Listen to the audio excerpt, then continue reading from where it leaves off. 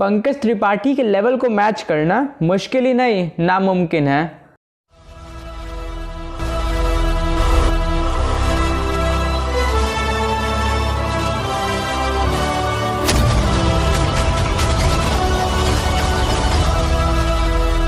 तो यार पता तो होगा कि डिज्नी प्लस हॉटस्टार पर रिलीज हो गया है क्रिमिनल जस्टिस नाम की एक सीरीज का दूसरा सीजन, यानी कि सीजन 2। और इसका पहला सीजन आए हुए ना मेरे ख्याल से 1 साल हो गया, या फिर 1 साल या फिर 1.5 साल हो गया। लेकिन इन 1.5 सालों में जो है ना इसका क्रेज़ कम नहीं हुआ है, उतना ही रहा है।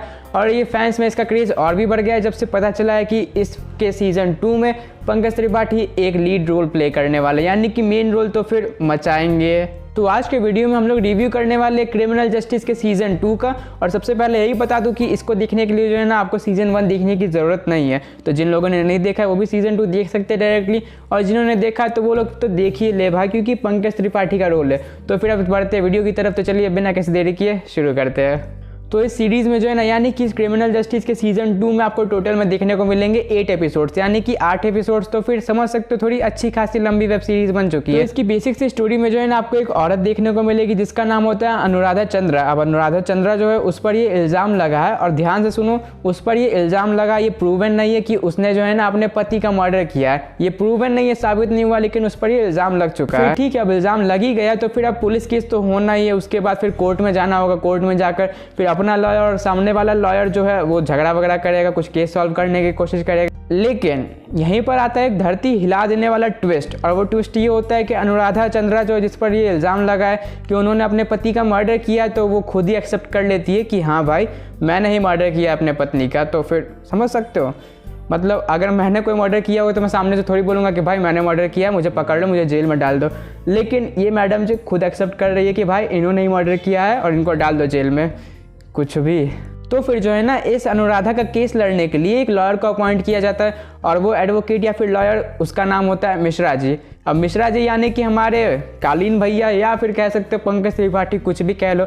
नाम और काम बहुत सारे हैं इनके, लेकिन ये सिंगल पीस है भाई हमारे इंडिया में। ऐसा एक्टर मतलब बहुत कम मिलता है। तो फिर क्या होता है ना, हमारे पंकज त्रिपाठी जो यानी कि हमारे मिश्रा जी, उनकी अंतरात्मा उनसे ये कहती है कि भाई ये औरत मासूम है, इनोसेंट है, ये किसी प्रेशर में या फिर ये बहुत ही इमोशनल है या फिर कोई और रीज़न है जिसकी वजह से ये अपने ऊपर ही मर्डर केस ले रही है, लेकिन ये साबित नहीं हुआ है। तो फिर हमारे मिश्रा जी जो है वो उन्हें बचाने के लिए उनसे कहते हैं कि देखिए आप ऐसा तो मत कहिए कि मैंने ही मर्डर किया, ऐसा कहिए कि मुझे नहीं पता, मैंने मर्डर नहीं किया है। लेकिन जो हमारी अनुराधा जी थी वो तो सीधे एक ही बात पर पड़ी हुई है कि भाई मैंने ही मर्डर किया, कुछ भी हो जाए।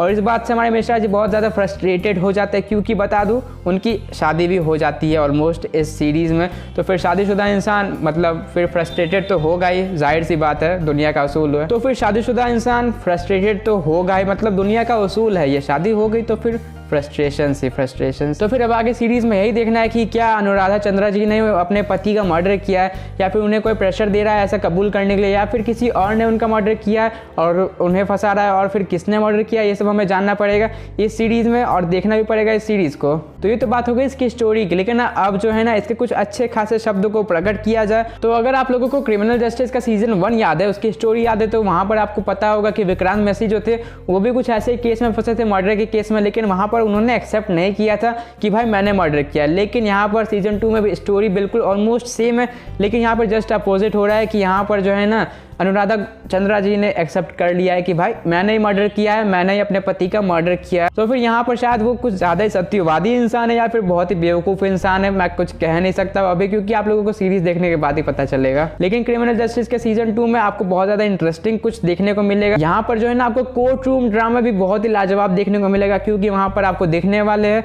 पंकज त्रिपाठी, और हमारे पंकज त्रिपाठी के सामने दूसरे लॉयर कौन है, उनका नाम है आशीष विद्यार्थी। तो फिर समझ सकते हो कि दो बहुत ही उम्दा एक्टर्स जब एक ही रूम में एक ही अदालत में एक दूसरे के सामना करते रहेंगे तो फिर मतलब बवाल मचेगा। और इस सीरीज को देखते समय आप लोगों के मन में एक सवाल भी उठेगा और एक जवाब भी मिलेगा कि एक सोशल मैसेज के द्वारा, और वो सोशल मैसेज है कि क्या इस देश में यानी कि हमारे इंडिया में मेन और वुमेन दोनों के लिए जो लॉ है वो इक्वल है, यानी कि जो कानून है वो दोनों के लिए इक्वल है। क्योंकि इस सीरीज में बहुत ही क्लियरली दिखाया गया है कि मेन और वुमेन के बीच में जो कानून है वो कानून सब दोनों के लिए इक्वल नहीं है। क्योंकि जो है ना मेन यानी कि पुरुषों के लिए कानून थोड़ी ज़्यादा छूट दे देता है एज कम्पेयर टू वुमेन। तो फिर ये भी आपको बहुत ही अच्छे से दिखाएगा जाएगा इस सीरीज में। और इस सीरीज में आपको जो है ना एक बहुत ही कम होने वाला सिनेरियो दिखने वाला है कि एक औरत जेल में हो, क्योंकि बहुत सारी मूवीज और सीरीज में जो है ना पुरुष यानी कि मेल रहता है जेल में, लेकिन यहाँ पर जो है ना एक औरत जेल में, तो फिर उसका भी एक बहुत ही अलग सिनेरियो दिखने वाला है जो कि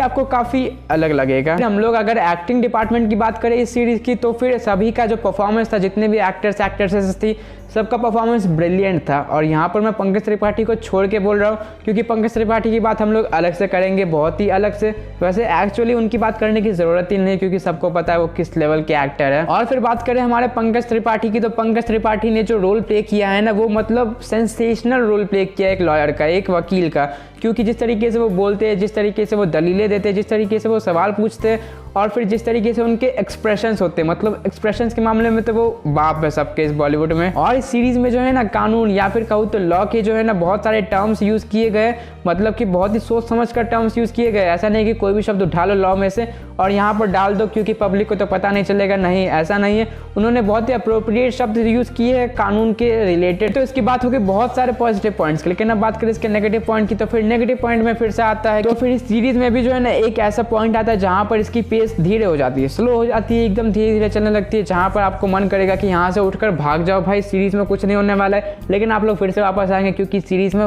उसके बाद भी बहुत जान रहती है। और लेकिन कुछ ऐसे कैरेक्टर्स थे जो कि छोटी मोटी कैरेक्टर्स थे, उनको ठीक से बताया नहीं गया कि भाई ये क्या करते हैं, उनके बारे में डिटेल इन्फॉर्मेशन नहीं दी गई है, तो फिर वहाँ पर मुझे थोड़ा खटकता है, क्योंकि वो भी एक नेगेटिव पॉइंट हो सकता है। अगर उन लोगों के बारे में कुछ और पता चलता तो फिर और अच्छा होता है इस मूवी से कनेक्ट होने के लिए, इस सीरीज़ से कनेक्ट होने के लिए, लेकिन ऐसा ज़्यादा कुछ होता नहीं है सीरीज़ में। तो फिर अब ऐसा कोई भी ऐसा बड़ा नेगेटिव पॉइंट नहीं है जो कि मुझे आपको बताना हो। तो फिर बात करें रिकमेंडेशन की, तो फिर ये सीरीज़ जो है ना आपको देखनी चाहिए, एक बार देखनी चाहिए।